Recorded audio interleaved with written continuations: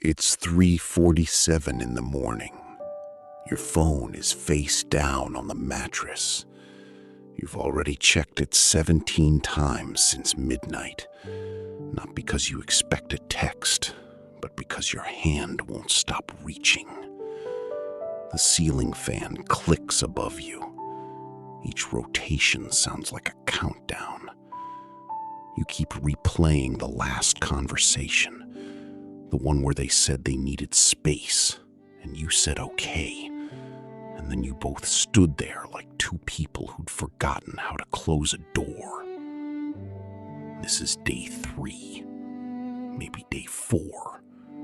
The calendar has stopped making sense.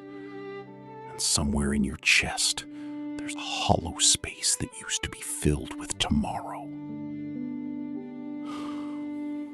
Here's what nobody tells you about the first week. It isn't the crying that breaks you. It's the ordinary moments. You make coffee for 2 out of habit. You reach for a shampoo bottle that isn't there. You walk past a restaurant where you always ordered the same appetizer to share, and suddenly the sidewalk feels tilted.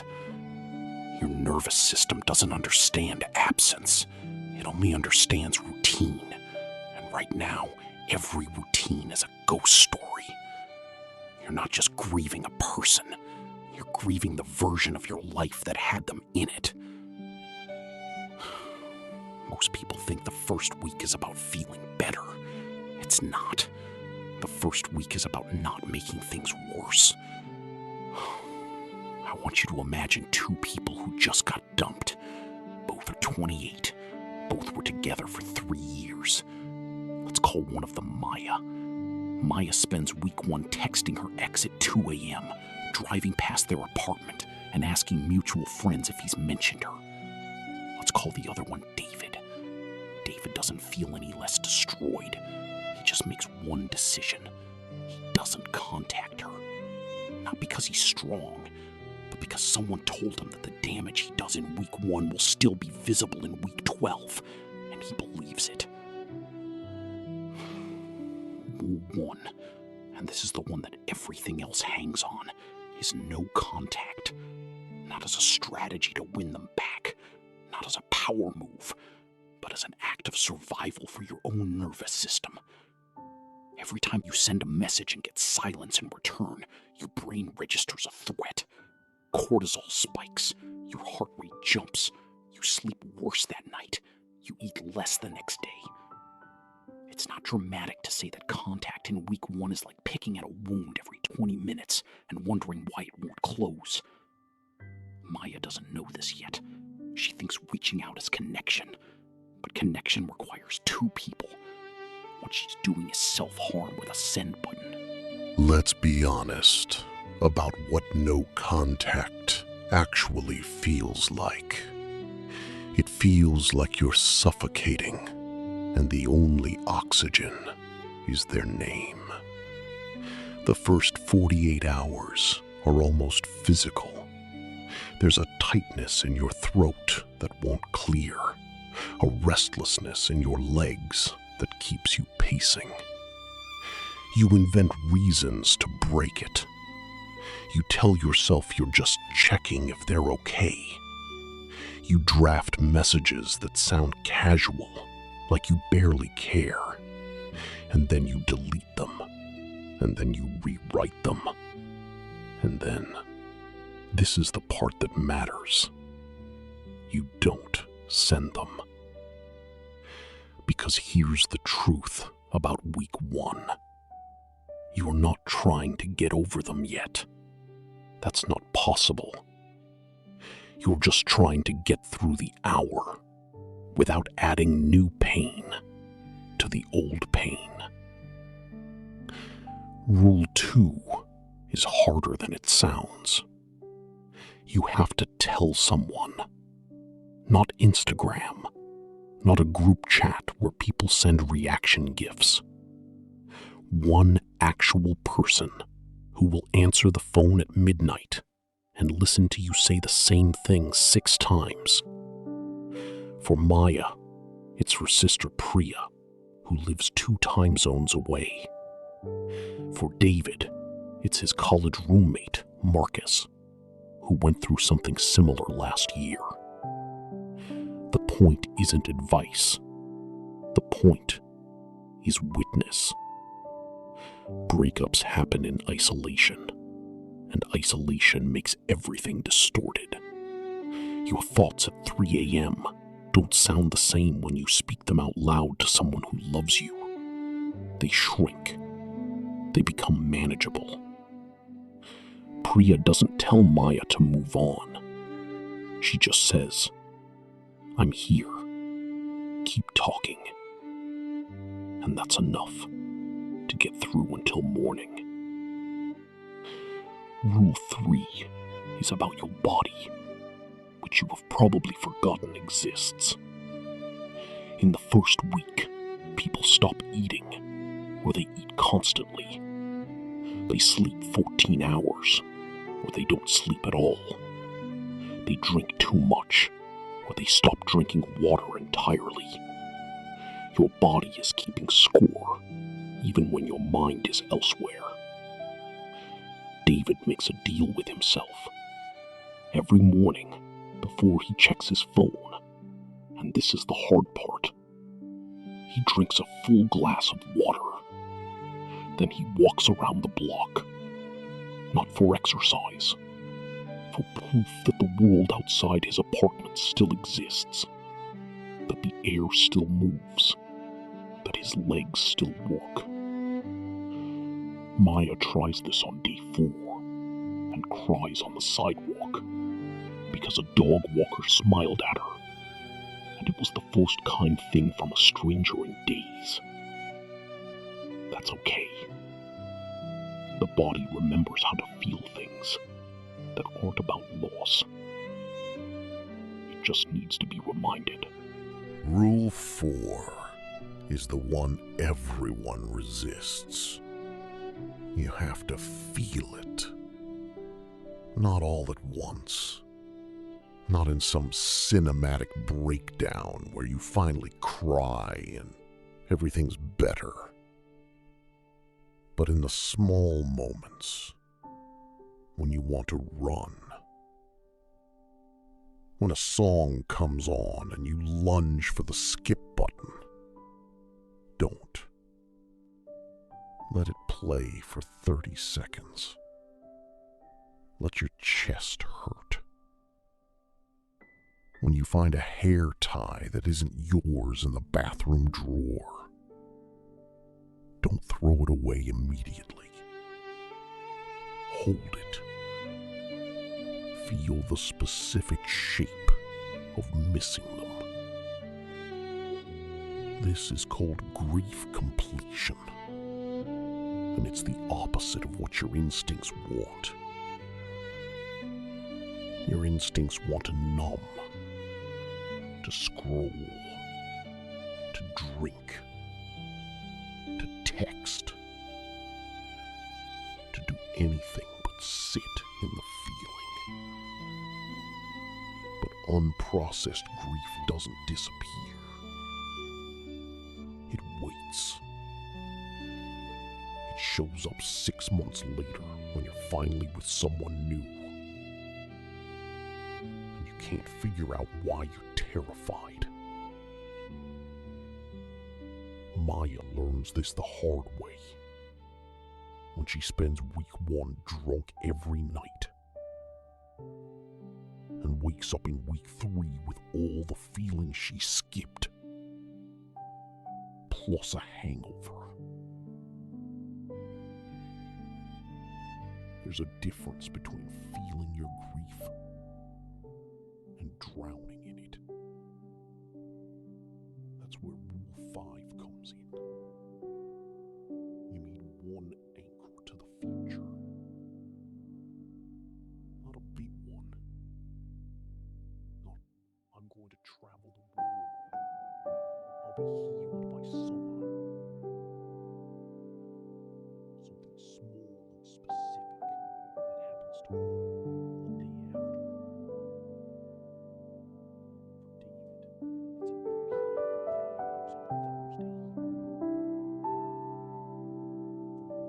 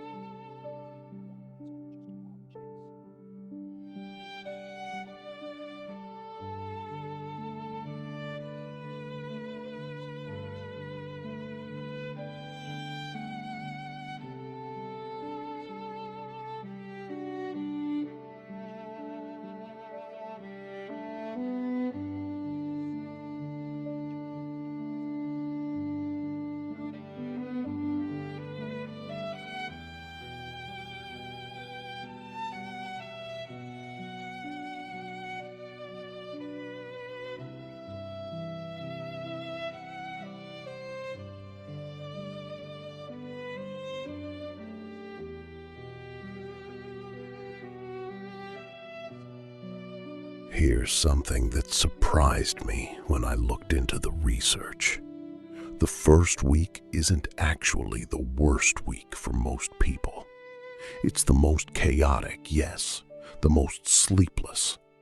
But the worst week, the one where the reality truly lands, is usually week 3 or 4.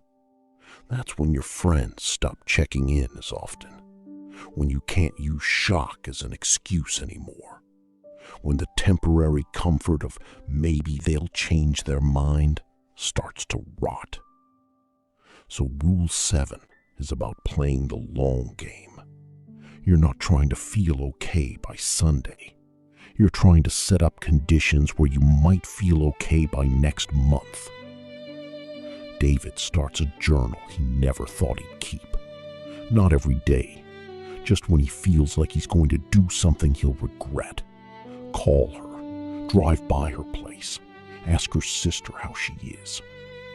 He writes the feeling down instead.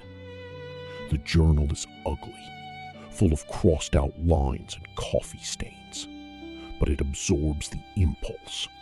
That's what it's for. I want to pause here and say something directly.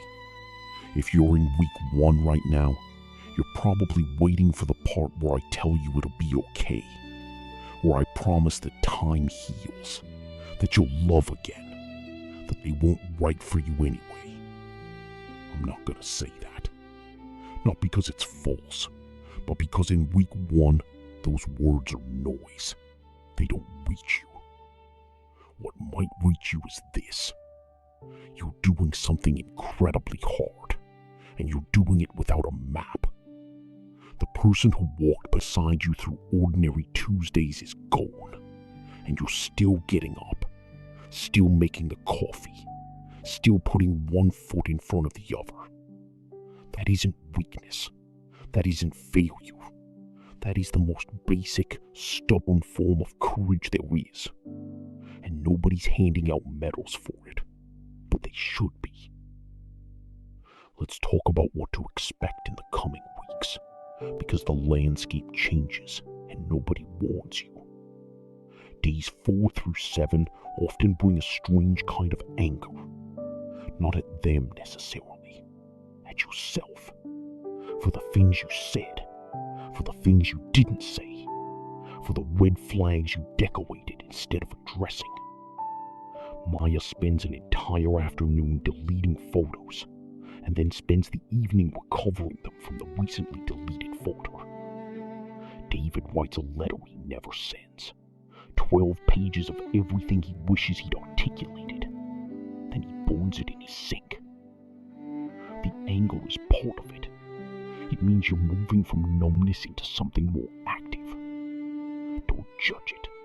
Don't act on every impulse, but let it move through you. It's doing something important. It's beginning the separation between who you were with them and who you're becoming without them. By day 7, if you followed even half these rules, something subtle has shifted. You haven't healed. Don't let anyone tell you that.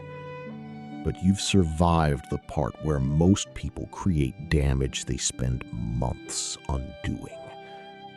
You haven't sent the text that would have set you back to day 1. You've eaten a few real meals. You've slept through at least one night. You've told someone the truth about how bad it is. You felt something without running from it. And maybe, like Maya, you have a lopsided bowl on your counter. Or like David, a journal full of ugly handwriting that nobody will ever read. These are small things. But in week 1, small things are the whole game.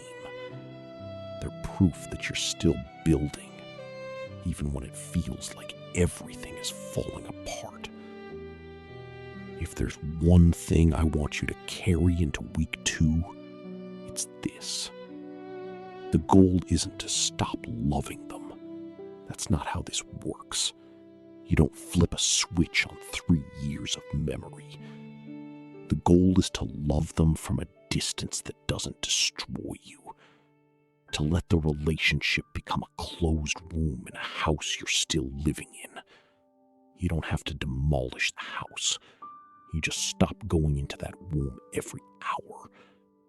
Eventually, you stop going in every day. And then one morning, months from now, you'll realize you haven't thought about them until noon. And then not until dinner. And the distance between thoughts keeps growing. Not because you forced it, but because you stopped feeding the habit in week 1. Tonight, if you're staring at your ceiling at 3:47 a.m., here's what I want you to do. Put your phone in another room. Not because you're weak, but because your hand is on autopilot, and autopilot is dangerous right now. Drink water. Open a window if you can. Breathe in air that hasn't been recycled through your grief. And say one true thing out loud, even if there's no one to hear it. Something like, "This hurts, and I'm still here." That's all. You don't have to believe it'll get better. You don't have to make any promises about tomorrow. Just be present for the fact that you're surviving the worst night of a very hard week. And that counts. That counts more than you know. I'll see you in the next one.